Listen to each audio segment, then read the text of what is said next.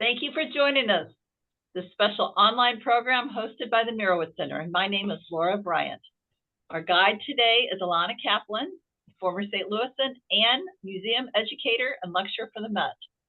Last month, Elana led the Public Parks Private Gardens program, which was a lot of fun.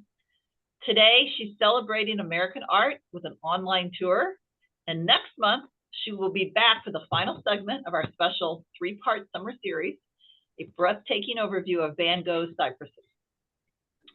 She will present that program at 10 a.m. Wednesday, August 21st, so don't forget to sign up. It'll be here sooner than you think. Please help me welcome back Elana Kaplan, back to St. Louis and back to the Merowitz Center. We are always very happy to see you, Elana. Okay, great. Thank you so much. And it's fun to be recording from St. Louis, even though I look like I'm at the Met with my virtual background. Okay, so let's bring up our screen share.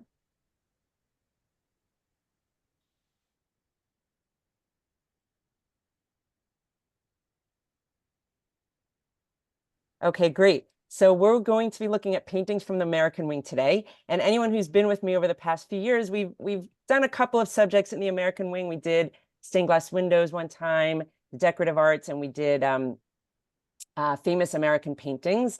And this one, I started off as thinking I would get through, a lot more of the American Wing, but I started with colonial portraits, and I kind of got fascinated by them. So today we're going to really be focusing on colonial portraits and some folk art paintings.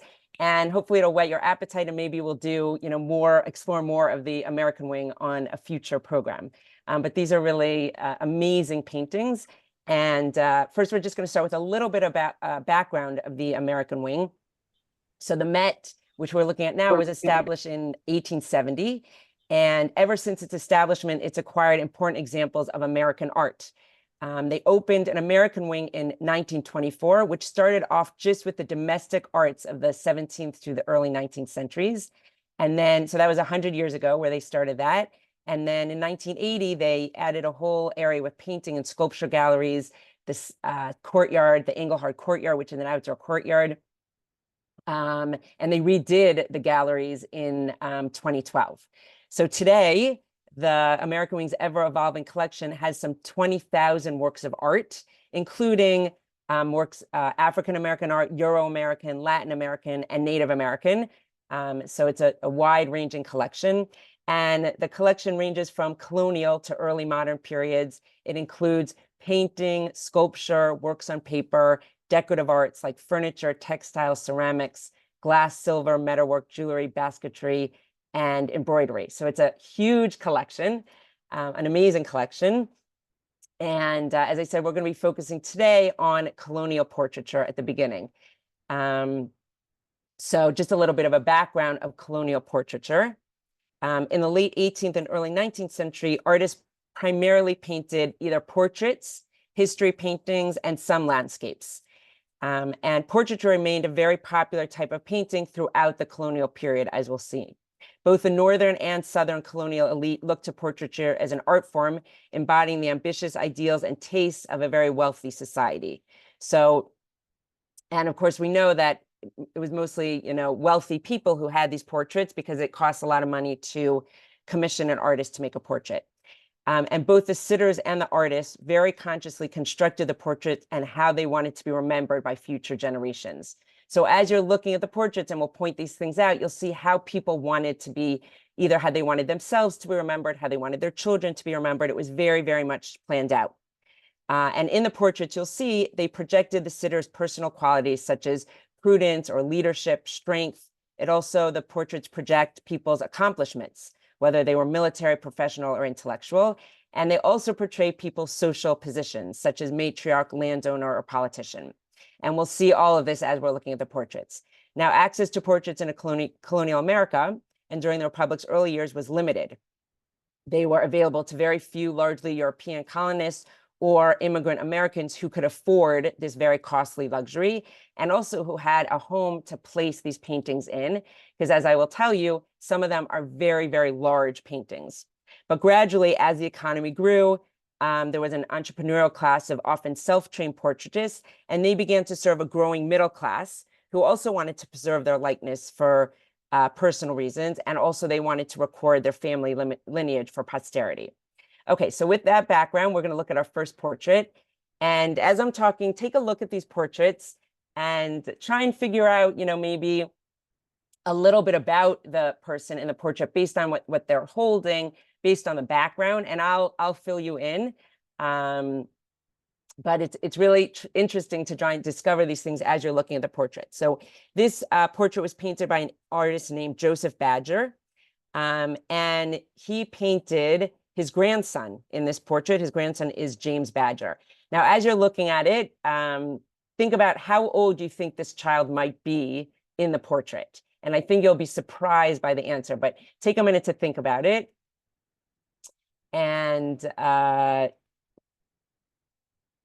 you're looking at the portrait, I will tell you that his grandson was actually 3 years old in this portrait, which I don't know how many of you guessed that, and maybe the end will open up and you'll let me know what age everyone thought he was in this portrait. Usually people say to me 12, 13, but he was 3 years old in this portrait. So it's something, to think about how children were presented, right? I think this is a time period where they said children should be seen, not heard, right? How they were presented, how they looked, look at how he's dressed, and also what he's holding. So as I said, his grandson was 3 years old because his grandson James was born in 1757, and Joseph Badger, the artist, painted this in 1760 when he was 3 years old. Now, the artist, Joseph Badger, was mostly self-trained, and he was influenced by British artists. So he's showing this young sitter with, look at the child, James Badger. He looks very direct and honest in this painting. Notice how he's dressed. And that's actually a hint to tell us that he was younger than 5 years old. I think we've talked about this in the past in other programs I've done, but children who were younger than 5, boys would typically wear dresses or skirts until they were 5 years old. And that was for very practical reasons that you might guess. That was for, it made toilet training much easier if they were wearing a skirt or a dress. Remember, this is a time period where there were no zippers or snaps or Velcro, of course. So pants were much more complicated, had a lot of accessories. So skirts and dresses were much easier. So anytime you see a portrait of a boy wearing a skirt or dress, you know that he's younger than 5 years old. That's a hint. So you see that he's very fashionably dressed, this young boy, James Badger. There's a kind of generalized landscape behind him. And if you can see, this is the plus of doing this in a Zoom as opposed to in a PowerPoint with a screen, is that you can actually hopefully see the small details of what's in his hand. Usually people cannot see this, but hopefully you can see that he's got cherries in his right hand, and he has a bird perched on his index finger in his left hand.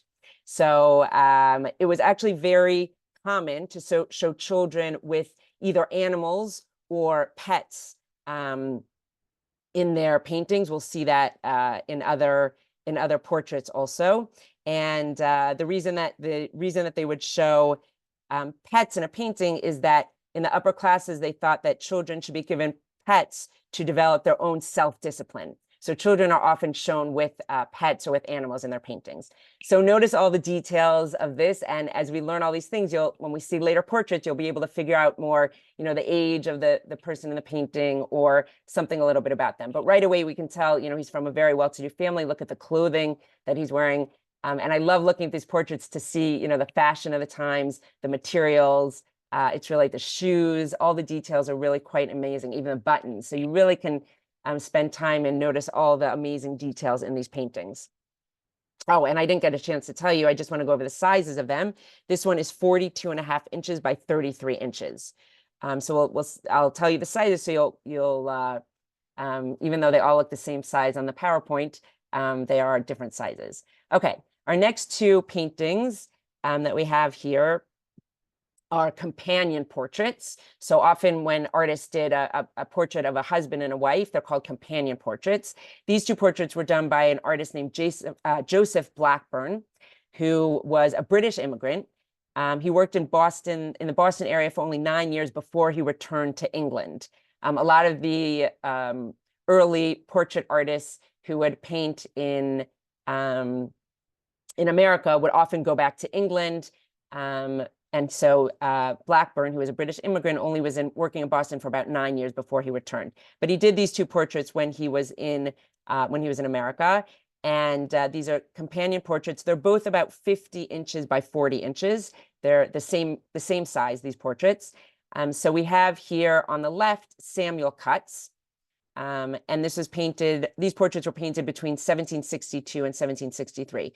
So we have Samuel Cutts here and his wife, Mrs. Samuel Cutts, as they were known then, next to him. So if you take a minute to look at these portraits, again, as you look at them and see the different things that are in the portraits, you can figure out a little bit about the people in the portraits. So Samuel Cutts was a very prosperous merchant in Portsmouth, New Hampshire.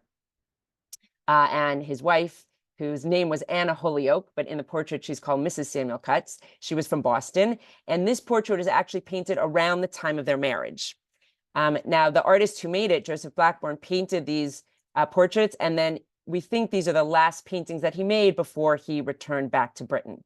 So take a minute to look at the details in this painting. Notice that Samuel Cutts looks very, very proud. His figure is really dominating the portrait, right? It's taking up most of the portrait. He's turning to face us, the spectator, and look at what he's holding. What's in this portrait? So in his hand, he's holding a quill, and he's got a piece of paper next to him. So that tells us that he was an educated person. And again, notice these details because we'll see them repeated throughout the portraits, and you'll be able to notice all these things. And then if you look through the window, you can see that there's a harbor view through the window, right? You can see the water. It's a little hard to see, but there's a boat in the distance. And this window refers to his shipping business. So he was a prosperous merchant, he was an educated person, and that is all presented to us in these hints in the painting. Now, if we look at the companion portrait of his wife, Mrs. Samuel Cutts, in this painting, the artist, Joseph Blackburn, really demonstrates his expertise as a drapery artist. And I think it's amazing as we're looking at these portraits to look at the materials of the clothing, the way the artists paint them. I mean, I can almost feel the silk dress that she's wearing. You can also see that it's lace trimmed. It's so detailed, the way the artist paints the folds in the material, the lace, all the details. It's just amazing. And this is the artist Blackburn really was an expert at drapery. He was considered a drapery painter. Now she's holding in her hands flowers. And when you see someone holding flowers in a painting, that was a symbol of virtue. So again, just comparing, what people are holding the painting, what they're shown with, really tells us a lot about the people in the paintings. Okay, our next few paintings that we're going to look at are by a very famous artist, a very famous colonial artist. His name is John Singleton Copley. And he painted portraits for the increasingly prosperous merchant class. He was America's first native-born painter of significant promise. So he was like the first kind of famous native-born painter. He was also a superb artist of oil paintings and pastels. He was also well known for portrait miniatures. So although he was unrivaled in his work in America, he really sought more education and a more sophisticated audience. So he ended up leaving for England. As we'll see, that's kind of a common theme among some of these artists. So he left for England in 1774. But before he left, we're going to look at a number of portraits that he painted. So the one we're looking at here, and I give you a few minutes to look at it and study it and maybe figure some things out about this painting. The woman in this painting, her name was Mercy Gorham, but she was known, of course, by her husband's name. So she was Mrs. Sylvanus Bourne. This was painted in 1766, and the size of it is 50 inches by 40 inches. So you'll notice a lot of these portraits are very similar sizes, 50 by 40 inches. They're large paintings, and that's why, of course, someone had to have a large enough house and room to be able to hang these paintings up. So the woman in the painting, she was born and raised on Cape Cod in the colony of Massachusetts. She got married in 1718. She married Sylvanus Bourne, who was a prosperous merchant. And 2 years later, they settled in a port town of Barnstable. The woman that we're looking at in the portrait had 11 children. And this painting was painted in 1766, which was 3 years after her husband passed away. And I don't know, as you've been looking at it, if anyone was trying to figure out how old she was when this painting was painted. But I will tell you that she was 71 years old when this painting was painted in 1766. So, and after having 11 children. So if you look at the painting, notice what she's painted with, right? She's holding a book in her lap, which shows that she was an educated person. And the other thing you might notice about her, that she's gazing at us, the viewer. And if you look at her face, she seems to have the way the artist painted her, with intelligence and also a little bit of humor. There's a little bit of a, this is considered a little bit of a smile. If you'll notice throughout the portraits, you won't see anyone with a big smile, but this is considered a little bit of a smile. Again, looking at the artist who painted it, John Singleton Copley, look at the way he painted her dress, the folds in her dress, the details, even the details of the material of the chair she's sitting on. So it's incredibly detailed. She's even have a ring on her finger that you can see. And it really shows us the expertise of these portrait artists, how they can, paint the materials as if you could reach out and touch them and feel the texture.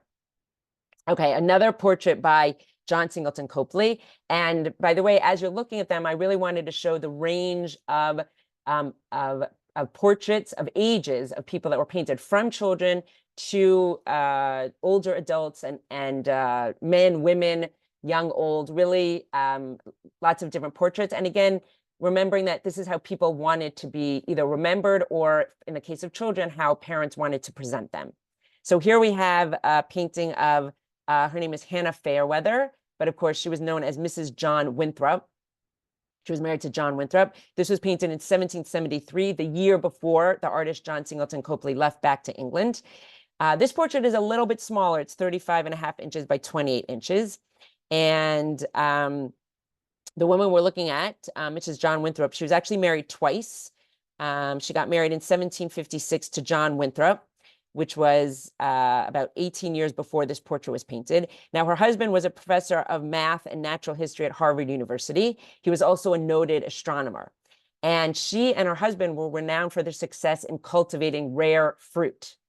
That's something that they did. So you'll notice maybe after I said that, what she's holding in her hand. And again, she and her husband would cultivate rare fruit. If you notice in her hand, she's actually holding nectarines, which probably look different than nectarines that we're used to. But again, this is in 1776. It was one of the rare fruits that they were cultivating. And it was an example of a recently improved variety of fruit that they had grown in their own Cambridge greenhouse. So here we have a hint to, something that they were involved in. Now, as you're looking at this painting again, notice John Singleton Copley's expertise in a number of things. First of all, in reflection. If you look at the table, she's sitting in front of a mahogany tea table, and you can see her, it's a very reflective tabletop. You can see the reflection of her hands, of her dress in the tabletop. So that really shows his skill. We also see how he portrayed her face and clothing with a lot of care, a lot of skill. And again, the details of her clothing, her silk dress with a lace. Also, the chair that she's sitting in is upholstered in silk damask, and really all the details of the materials, not just the skill in her face, looking even at the creases in her cheeks, maybe dimples, the directness of her eyes, looking at us, her hair, all the details. So his expertise, not just in painting, people and portraits, but also in reflection and in materials, is really quite amazing. Okay, we're going to look at one more portrait by John Singleton Copley, since he was the most well-known artist at that time. And again, as you're looking at this portrait, try and figure some of the things out about it based on, what we've been talking about so far.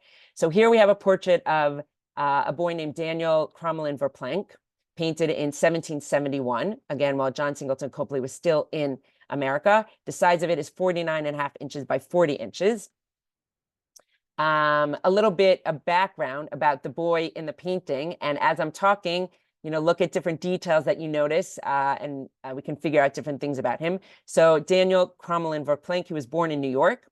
He spent the early years of his life in the family home on Lower Wall Street. He was the oldest son in his family. And actually, there's a portrait of his father hanging in the Met also by Copley. So this portrait was painted in 1771. And I don't know if anyone has any idea how old he is in this portrait. So one hint is, he's older than 5 because he's wearing pants in this painting. And he was 9 years old when this was painted. Now, again, the way his face looks to me, the way he's sitting, the way he's dressed, to me indicates a much older child. But again, we have to think about the time period of the 1770s. And then notice also the background in the painting. The background is a view from their country house at Fishkill. And the theme that we're looking at here is a young aristocratic figure amusing himself with a pet. This was his pet squirrel. We know it's his pet because the pet is on a gold leash. And again, it's great that we're looking at these paintings on a PowerPoint Zoom so close that you can hopefully really see these details. I hope you can see the gold leash of the squirrel.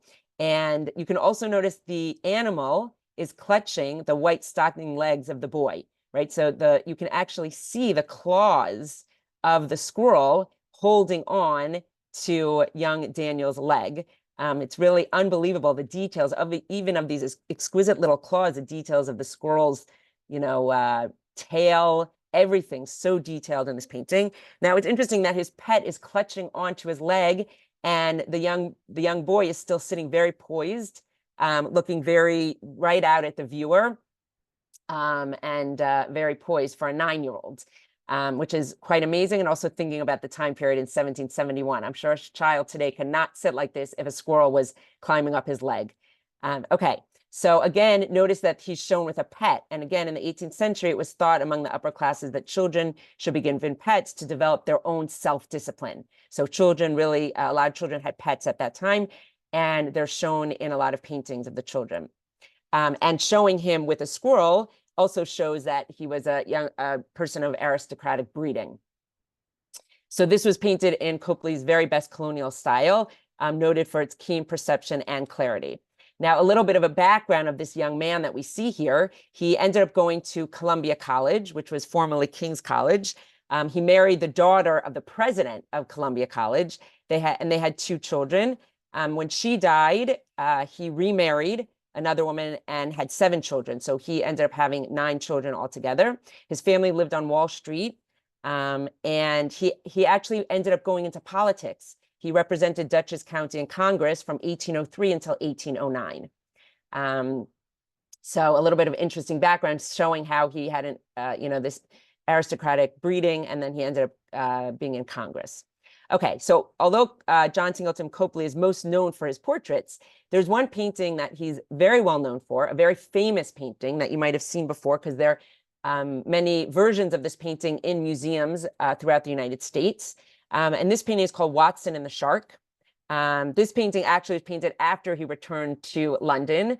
It was painted in 1778. He had returned to London in 1774. But it's quite a famous painting. Take a few minutes to look at it, because we've just been looking at portraits. This is more of an action painting, really interesting. The size of it is 24 inches by 30 inches. It's kind of a smaller painting. And this is a study.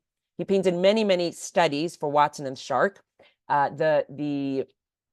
The main painting is in the National Gallery of Art in Washington, but there are many, many versions, as I said, throughout museums in the United States. There's one at the Met.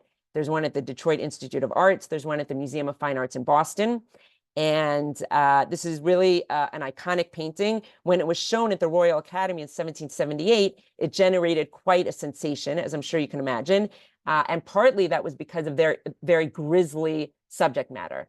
And if you take a minute to look at this painting, you'll see, by the way, it's based on a true story. This painting, although much dramatized, is based on a true story, which happens in 1749. So in 1749, 40 years before this was painted, a 14-year-old boy, which we see here, his name was Brooke Watson, he was swimming in the Havana harbor, and he was attacked by a shark. And this painting is showing us that scene when he was attacked by the shark. You can see in the painting, it's a very traumatic ordeal. You can see there are 9 seamen here, and they're kind of rushing to help this young boy. They're trying to help him.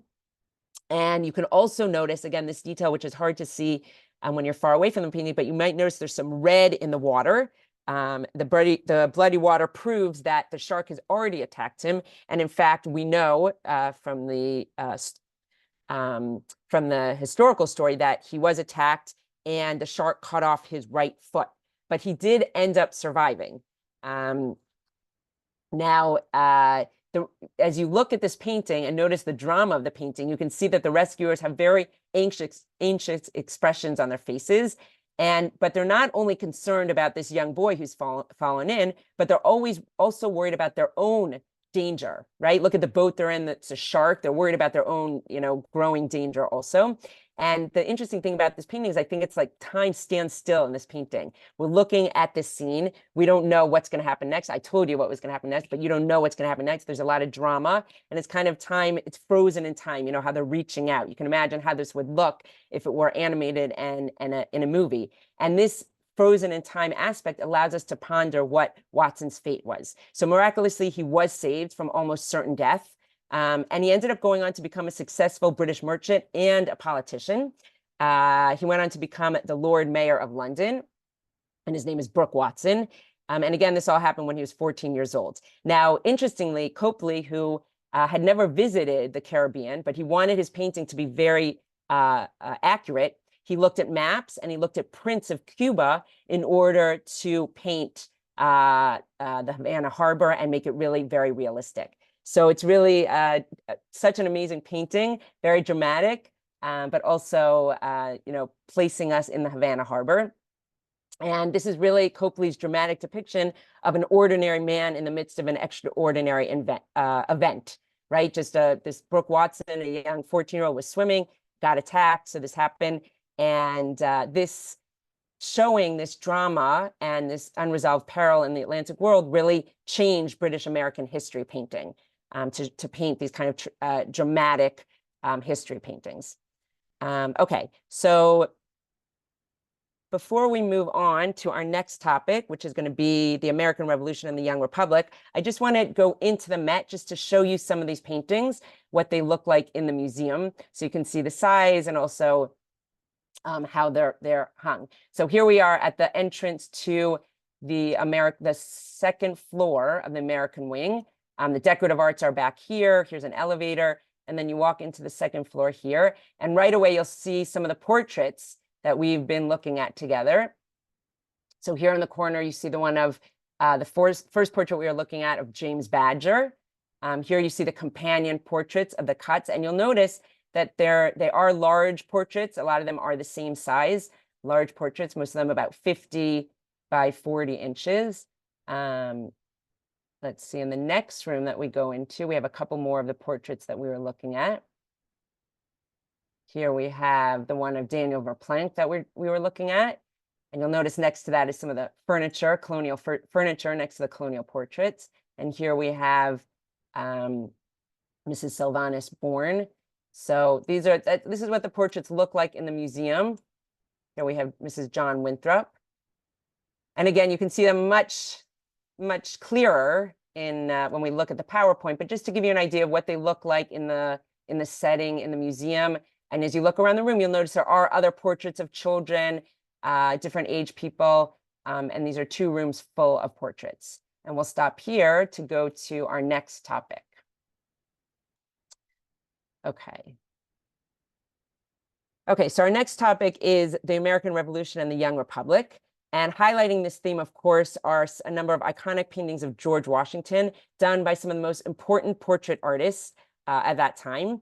And they painted portraits of many of the important figures of the American Revolution and of the increasingly prosperous merchant class. So as you're looking at this portrait, many of you might recognize this portrait of George Washington. This was done by Gilbert Stuart, who was an American artist. It's 30 1/4 inches by 25 1/4 inches. And Gilbert Stuart was an American painter from Rhode Island colony, who's widely considered to be one of America's foremost portraitists. His best known work of art is the original of this portrait. He produced portraits of more than 1,000 people during his lifetime. And Gilbert Stuart, actually, a fun fact about him, he painted the first 6 presidents. And his work today can be found in art museums throughout the United States and throughout the United Kingdom as well. He was considered the leading portraitist of the new nation, and he painted each of the first 5 US portraits from life. So that's pretty amazing that he did them in person and from life. He was trained in England and Ireland, but he introduced a looser, brushy style to American portraits. So he kind of changed up the English style. Now, Gilbert Stuart was not only a great portrait artist, he was also a very shrewd businessman. And what he would do is he would make copies, many, many copies of his presidential paintings, especially those of George Washington, and he would sell them to very eager audiences. At that time, not today, but at that time, it was very common to have a portrait, a painting, some kind of image of the president in your house. And we will see that, remember that fun fact, because we'll see it in a later painting. So he would make copies, he would sell them to eager patrons. And Stuart reportedly told a friend, this is a quote, quote, "I expect to make a fortune by Washington alone." Okay, so he knew that he would be able to make a lot of money, not just from the commission, but by selling copies. So this portrait of Washington is one of 18 similar works. The first one was painted from life, and then the rest were painted from copies, copies of his original. This one that's in the Met is considered to be one of the earliest and best replicas. And as you were looking at this, I'm sure you noticed that another replica is found on the dollar bill. So the image on the dollar bill comes from a Gilbert Stuart portrait. And then we'll look at two more portraits of George Washington just to see the variety of portraits that were made. That one was just pretty much a bust of George Washington, but this one, this was painted between 1779 and 1781. This is done by Charles Willson Peale, another well-known artist. This is a very large painting. We'll see it when we go into the museum. It's 95 inches by 61 3/4 inches. So it's a huge painting. Just a little bit about the artist, Charles Willson Peale, who's also a very well-known American artist. He was not only a painter, but he was also a soldier. He was a scientist, an inventor, a politician, and a naturalist. He had a lot of things he did. He is best remembered for his portrait paintings of leading figures of the American Revolution. He's also remembered for establishing one of the first museums in the United States, the Philadelphia Museum, later known as Peale's American Museum. Now, an interesting fun fact about Charles Willson Peale is that he had 16 children from 2 wives, and he named most of his children after his favorite artists. Some of them you might have heard of. One of his sons was Rembrandt Peale, who was also an artist. He painted copies of Gilbert Stuart's Washington portrait. So he had a son, Rembrandt Peale, he had a son, Titian's Peale, and he had a son, Rubens Peale. So he liked to name his sons after famous artists. Okay, so now on to the painting, and take a few minutes to look at the details of this painting, because as opposed to the last George Washington painting, which was just his face, this has, different things in the background that hopefully you can see. So this painting was actually commissioned in 1779 by the Supreme Executive Council of Pennsylvania. They commissioned a portrait of George Washington for the council chamber, and they selected Charles Willson Peale to be the artist. So in preparation for this painting, Charles Willson Peale traveled to Princeton and Trenton battlefields in February of 1779 to make sketches for the background. So you can see the background over here. Now, the original portrait, this is not the original portrait. The original portrait is at the Pennsylvania Academy of Fine Arts, and it was a huge success. So Peale made a number of copies the copies were for royal palaces abroad. And this is something royal palaces also, they wanted to have different rulers of countries wanted to have portraits of another country's rulers. So each time that Peale painted it, he would update the general's military dress. So this figure of George Washington was probably painted between June and August of 1780. Here he's depicted after the Battle of Trenton, which was a turning point of the war. And notice how he portrays George Washington, right? This is after the turning point of a war, after a pivotal battle. He appears very confident. He appears sensible and forthright, and maybe even slightly amused. Again, notice it doesn't look like a smile to us, but for a colonial portrait, there's a hint of amusement or smile. The portrait is strongly realistic. And it's been suggested that this portrait was commissioned, this specific one, remember there are many copies, that this specific one was commissioned by Mrs. Martha Washington, because it's the only portrait that Washington is actually wearing his state sword and also this blue sash. And also this painting, actually, before it came to the Met, it descended in George Washington's family. So this painting, as I said, was painted in between 1779 and 1781, which was when George Washington was the commander-in-chief of the Continental Army. And that's how he's being shown. Now, the next portrait. So this one is after the Battle of Trenton, which was a turning point of the war. This one is before the Battle of Trenton. It was painted later on, though, between 1792 and 1794.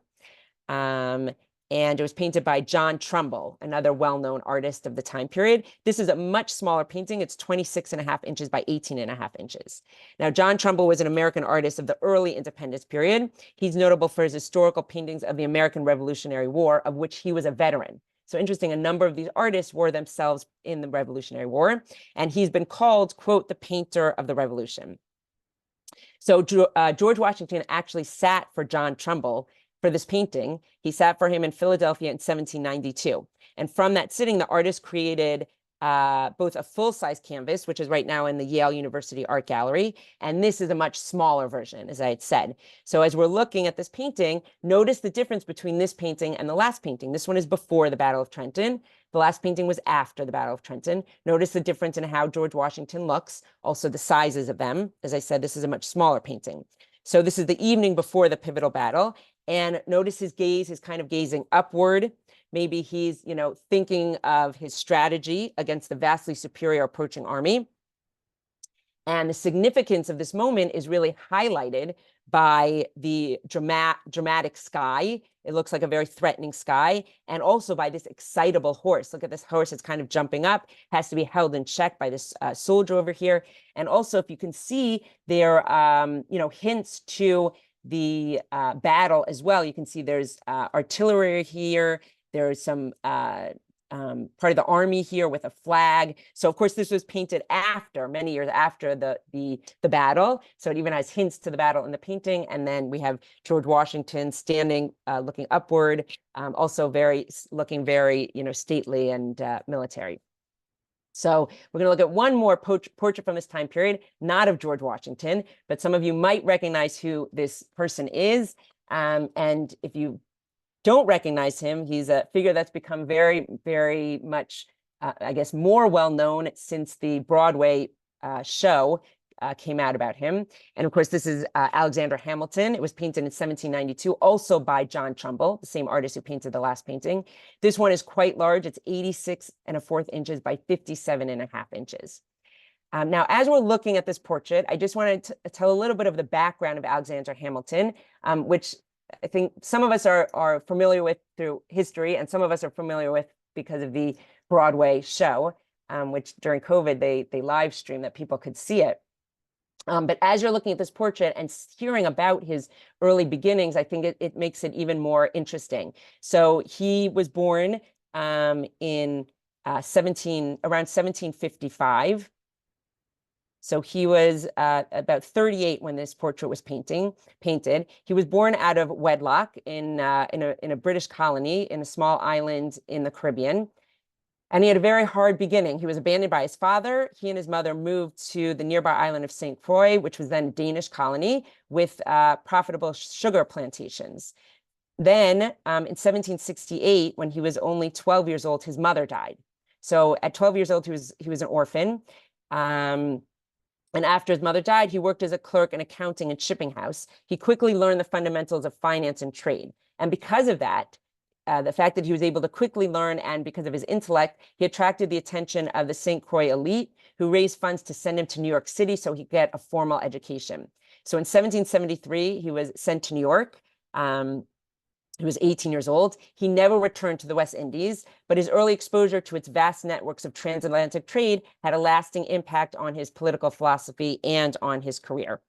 So we know that also Alexander Hamilton fought alongside George Washington in the American Revolution. He also served as Washington's legal and financial advisor, and then he was appointed the first Secretary of Treasury in 1789. So in 1791, 5 New York merchants representing the Chamber of Commerce commissioned John Trumbull to paint a full-length portrait of the Treasury Secretary, and they wanted to commemorate his civic and mercantile accomplishments. So they wanted to really show that he was, quite a successful, accomplished politician. But Hamilton himself did not want to have any political symbols in his portrait.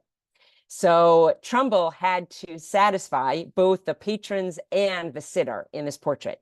So what he did was he avoided any elaborate accessories or political symbols. He painted Hamilton in an unofficial setting. He's showing him as an elite citizen of the new republic, but no political symbols. So we see he's an elite citizen. Again, the details we talked about in earlier colonial portraiture with the quill and the inkwells over here with the paper, the way he's dressed.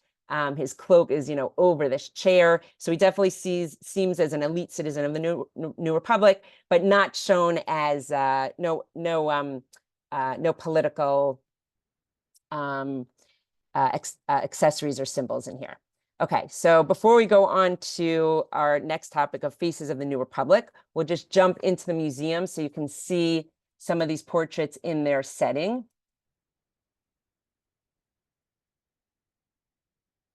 Okay, so here we're in a room with many portraits of figures from the Revolution. So you'll see right away the large portrait we looked at George Washington after the Battle of Trenton.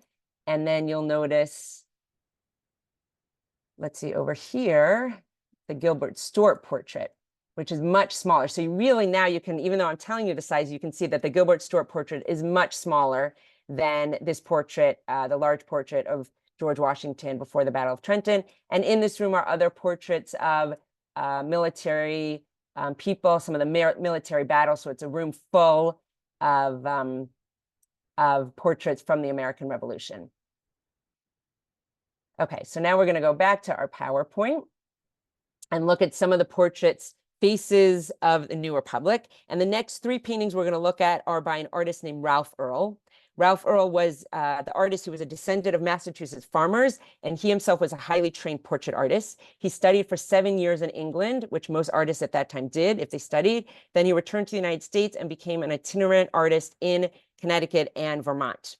He devised a manner of painting that betrayed his knowledge of fashionable English portraiture while appealing to his clients' restrained taste and pious values. Now, this portrait is quite amazing. As I'm talking about it, please, look at it very closely. Notice how it's very different than the colonial portraits we looked at. This one was painted in 1789. It's a man, the man in the portrait is named Elijah Boardman. It's a very large portrait, 83 by 51 inches, painted by Ralph Earl. So again, he painted this portrait after returning from a 7-year stay in England. And these portraits we're going to look at are his greatest works of art because they combine his natural talents with the lessons that he learned when he was studying in England. So as I'm talking, please look at the details in this portrait. It's really, truly, truly amazing. He's showing us a man named Elijah Boardman, and you can learn a lot about this man, Elijah Boardman, just by looking at this portrait. First of all, look at how elegantly dressed he is. I love all the details of the buttons, and the materials is amazing. You can also see that he's, besides that he's a good-looking person, that he was a dry goods merchant. Okay, because we're seeing him in his shop in New Milford, Connecticut. So very different, right? None of our other portraits we looked at showed us the person, in their place of work. Now, Elijah Boardman, the man in the portrait, kind of draws us into the portrait and seems to be saying to us, you can look like me if you shop in my store and buy my textiles, right? And there's an open door showing us these bolts of textiles that we can see here. Now, this is a very unconventional setting for a full-length portrait because it's showing us this man in his where he works, and he's showing us his vast display of merchandise. So the open door that you see here on the left shows us his textile inventory, including silks, wools, printed cottons, and linens, several of which were imported from India, China, and Europe through English ports. And we know this because one of the bolts of textiles actually has a prominent British tax stamp on it. So it also puts us in the time period. This was painted in 1789. Now, although it's not pictured, we know from writing that Boardman also sold luxury goods from the Spanish West Indies, including sugar, rum, molasses, and indigo. And so that connected his patrons of his Connecticut shop to the extensive networks of Atlantic trade. So, but besides telling us that he was that he had a textile shop here, he also tells us that Boardman was a very knowledgeable person, a very smart, worldly person, right? Because look at all the books here, right? In our earlier portraits, we saw someone sitting with one book. He has a bookcase full of books, and actually, I can't read them, but I, researched this painting a lot, and included on the shelf are Shakespeare plays, Milton's Paradise Lost, there's a Johnson dictionary, the London Magazine of 1786. So the books tell us, not the books in his bookcase, there's a book on his desk, there's a letter in his hand, and there are the quills and the ink. These all tell us of his learning, his awareness of culture, the fact that he was literate and well-read and writing. Now his right hand is resting on a counting desk, which is protected by and decorated by green cloth, secured by these brass nails. So again, all the details, not just in his clothing and the textiles, but also in the desk. And you can really see that the artist Ralph Earl dazzles his patrons by bringing his subjects to life. You can imagine that Elijah Boardman was very happy with this painting, right? He looks smart. He's a successful businessman, well-dressed. The other thing that I think is so interesting that the artist does is notice Boardman's left foot, which is literally stepping out of the canvas. So it's really, as if he's, stepping out of the canvas and connecting with the viewer. And the other interesting thing, to keep in mind is the fact that Earl shows Boardman in his place of work. This was a very American painting. English paintings, English artists at the time would never have shown someone in their place of work. An English portrait artist would never do this. So Ralph Earl is showing he's American artist, and this is a new type of American painting showing a portrait of a person in his place of work. Okay, so this is Ralph Earl's painting of Elijah Boardman. Now we're going to see a painting of Elijah Boardman's sister. Her name is Esther Boardman. This was also painted in 1789. Much smaller painting. It's 42.5 inches by 32 inches. And Ralph Earl made this portrait in, you can notice a lot of the deep shades of green and brown throughout the painting. He did that specifically to highlight Esther Boardman's striking face. Now her gaze is very alert. She's looking right at us, and her alert gaze suggests intelligence, as does the fact that what's she holding? A book in her lap. So this suggests intelligence, and also her her wraparound dress and her, the material and what she's wearing show her that she's a very fashionable person. So both she and her brother were very fashionable people. But for her, of course, she wouldn't have worked, so the background isn't her place of work, but it's showing us the town of New Milford, Connecticut, which the Boardman family had been very instrumental in setting. So they were early settlers of New Milford, Connecticut, and that's the background in her painting.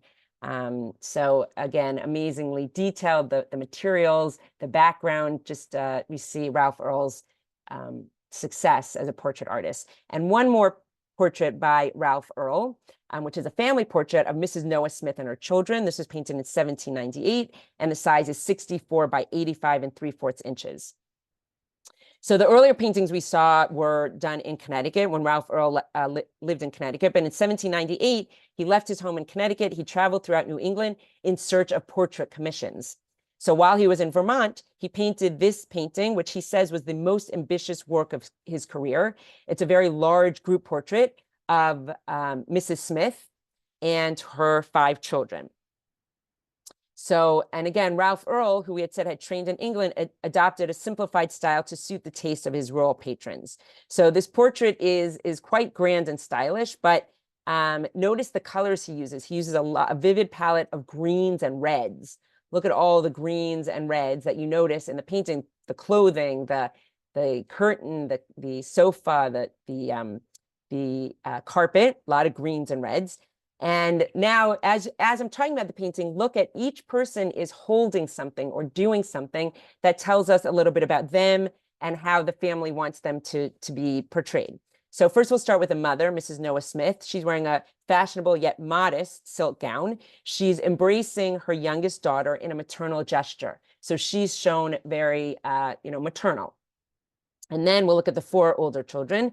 By the way, they're posed before a landscape, and they're each holding an attribute. So starting with the oldest son, here's the oldest son, right? He's wearing a riding costume. So we know that he, rode horses, which was something the well-to-do, and what he's wearing, what he's holding. The second son, whose name was Daniel, he is holding, I don't know if anyone can tell what he's holding in his hand, and my dad will appreciate this. This is, he's holding a map of the world. And that was a sign of the family's education and their global ambitions. So again, each person holding something. The next son is holding a hat with, I don't know if anyone can see the detail, there are grapes inside that hat. That tells us that the family had a vineyard. And the daughter is holding flowers, which we've seen earlier, right? Flowers are a symbol of virtue. So each of them is holding something that tells us a little bit about the family. Okay, and now I just want to go into the museum and take a quick look at these portraits because they're just in the next room. And you can probably see right away that we have, hold on, we'll come over here. So again, more portraits. We can see Ralph Earl's, the portrait we were just looking at, the Smith family. We can see Esther Boardman that we were talking about. And right on this wall by himself, Elijah Boardman. Again, you can see the size of the portrait. Some of them are smaller. This is a very large portrait. Look at it compared to, the smaller one, and even compared to the portrait of his sister. So again, just going through these galleries, it gives you an idea of the portraits, the size of them, and all the rooms full of colonial portraits in the Met. Okay, but I want to look at one more topic before we end. And the next theme is art in the folk tradition, which is between 1800 and 1900. So although folk artists spent their careers moving from place to place to court local audiences, most folk artists were actually highly trained and multi-talented artists. I think some people think folk artists were not trained artists, but most of them were. Although most of them favored strong color, some of the painting might have skewed scale or proportion, and we'll notice that in some of the paintings. And the folk artists developed different formulas to allow them to work quickly and with limited materials and in makeshift studios, because folk artists were moving from town to town. With the introduction of photography in 1839, some folk artists rose to the challenge and embraced photography and became photographers themselves, and some continued to compete with it. So as we're looking at this, you'll realize this is a time period where a lot of these paintings were made that photography was being introduced. So it's interesting to think of that in light in these paintings. Okay, so here we're looking at a painting of the Third Avenue Railroad Depot. It was painted between 1859 and 1860. The artist was William Schenck. The size is 36 by 50 inches. So William Schenck painted this is a very precise representation of the Third Avenue Railroad Company's new depot. You can see it's a very precise representation. And actually, the artist, William Schenck, was the superintendent of the depot at the time that he painted this painting. So it's amazing brick building. It was located on 3rd Avenue between 65th Street and 66th Streets in New York City.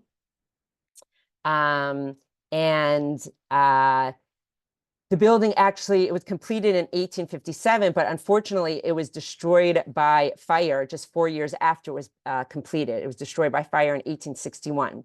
So looking at this painting, we're not going to spend a lot of time on it because we just have a few minutes left and I'm going to get to my last few paintings, but just notice the amazing details in this painting. And especially Schenck was focusing on different types of transportation, right? So he's showing us the horse-drawn streetcar over here, horse-drawn streetcar. He's also showing us people on horses and carts, but he's also showing us a very new type of transportation, which is, if you can see in the sky, there is a hot air balloon. And you can see it's in very tiny letters. It says it's the Atlantic. And the owners of the balloon hoped that they would fly it across the Atlantic Ocean and start a whole new form of transportation. But of course, that never succeeded. But it is shown in this painting. And just, again, the details here, the building and the town and the types of transportation, the streetcars is really quite amazing. Now we're going to look at a couple more portraits. This is the Alling Children. It was painted in 1839. And this was painted by Oliver Eddy. The size is 47 by 62 inches. Now, the artist was the son of an engraver. And you'll notice that he painted his subjects with tight brush stroke. And he was very interested in showing clothing and furnishing. So again, look at the details of the clothing, the carpet.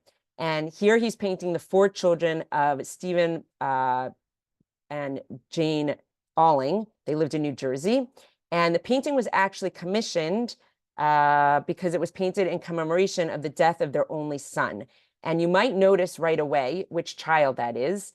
Remember all the things we've talked about, because you might at first glance think it's 4 daughters because they're all wearing dresses. But the one all the way on the left is their only son. And the the artist shows us that he's passed away in a few ways. First of all, he's towards the sides. The three other children are all gathered together, and he's off the side, so he's separated from sisters. Also, look at his feet. They're bathed in a very eerie pool of light.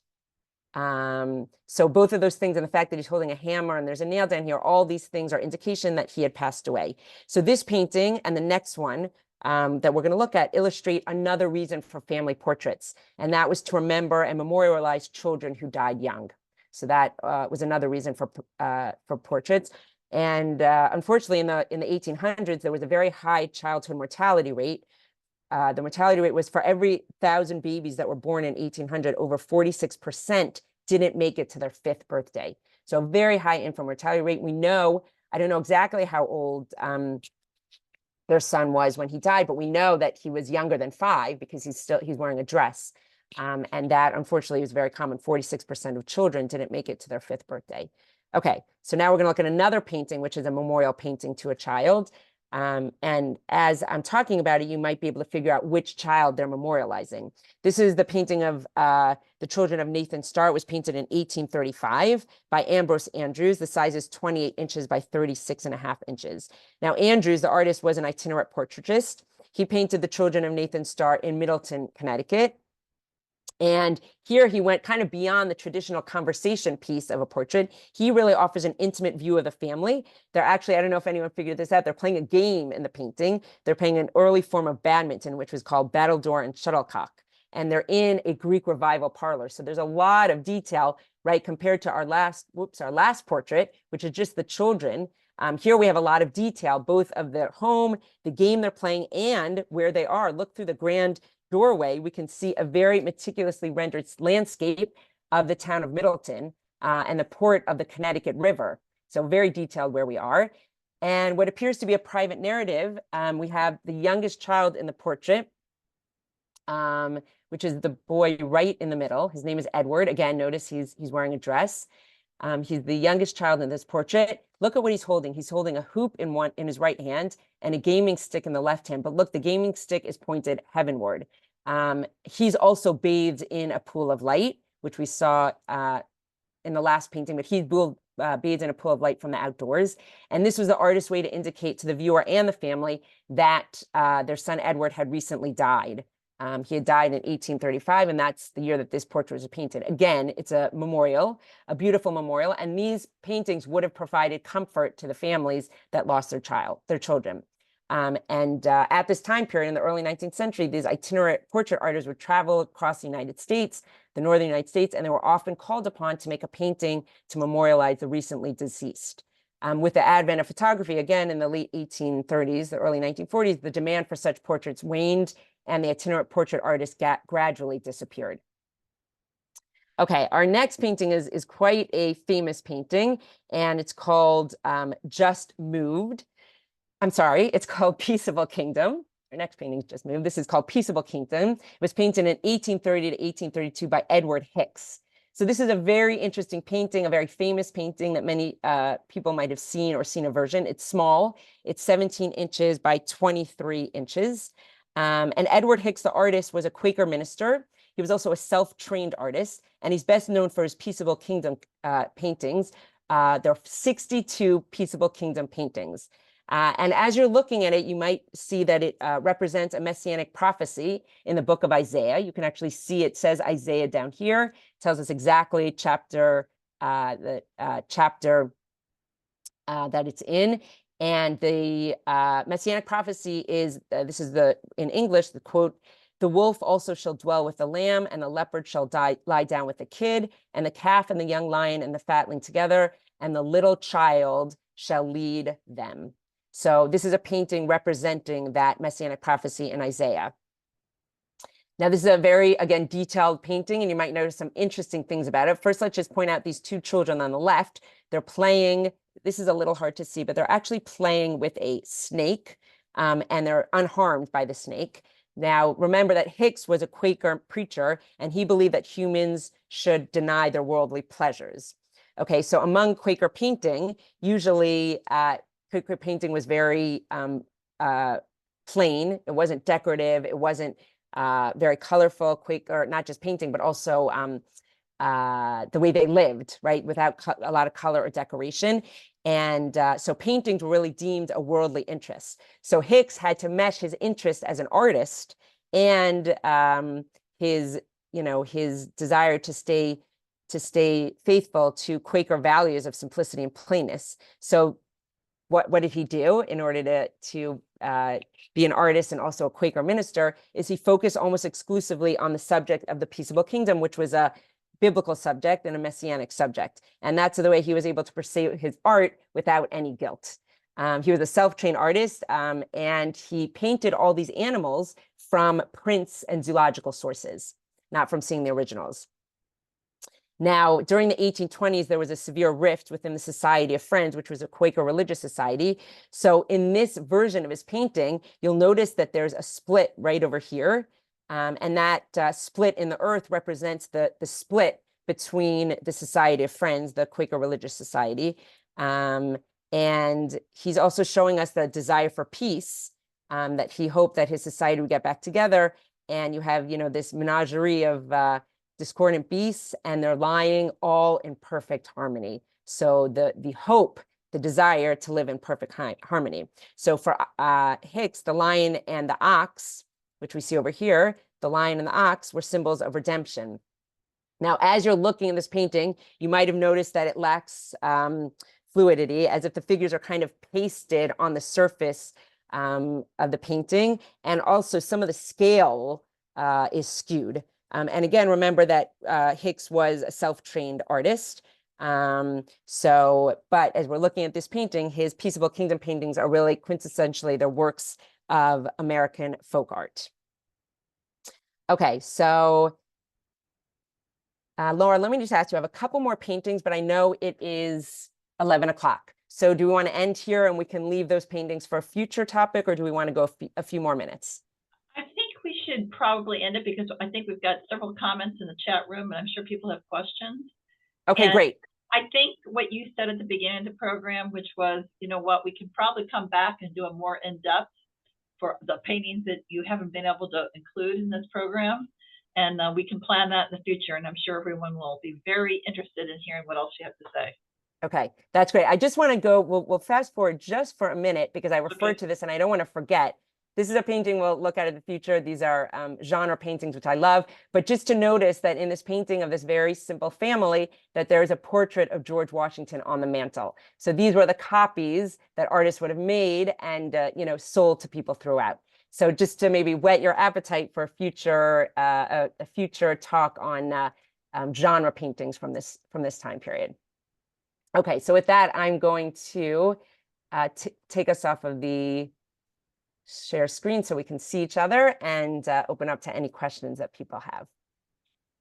I just wanted to say that was absolutely fascinating. You can see there's a lot of commentary. The one thing that struck me is in some of the family paintings is how he clearly had family facial traits repeated and child after child to resemble their parents. And it was really striking. I have no idea how anybody did that. It's just amazing. Yes, that is, thank you for pointing that out. I'm just going to go back for 1 minute because I didn't point that out. And it is really truly amazing in this painting here, right? All their faces, right? That's right. Look real. I don't know what the dad looked like, but really resemble the mom. They all look like their mom, yes. Another point of these artists, besides, how they're painting the portraits of people, the materials, the upholstery, everything. It's just quite incredible, really. And for me as an art historian, not as an artist, I'm really, really blown away by that. Okay, Thank you so much for pointing that out. Okay. So do you want to start with the chat, and then we can start opening up other people for questions and comments? Sure. Okay, so the first one is that Peel made Washington look fat in his portrait.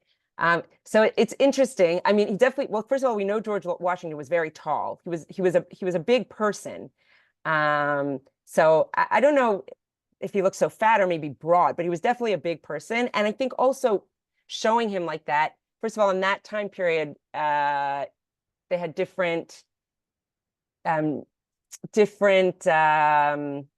I think they didn't view, if you were a little bit broad or stocky or whatever, it was not seen as like it is today, where the emphasis is on being so thin. But I think it was also to show George Washington as such a powerful, important figure in these paintings that they really made him. I think more broad, not necessarily fat, but broad. I would say tall and broad, taking up a large part of the painting and showing how commanding of a figure he was.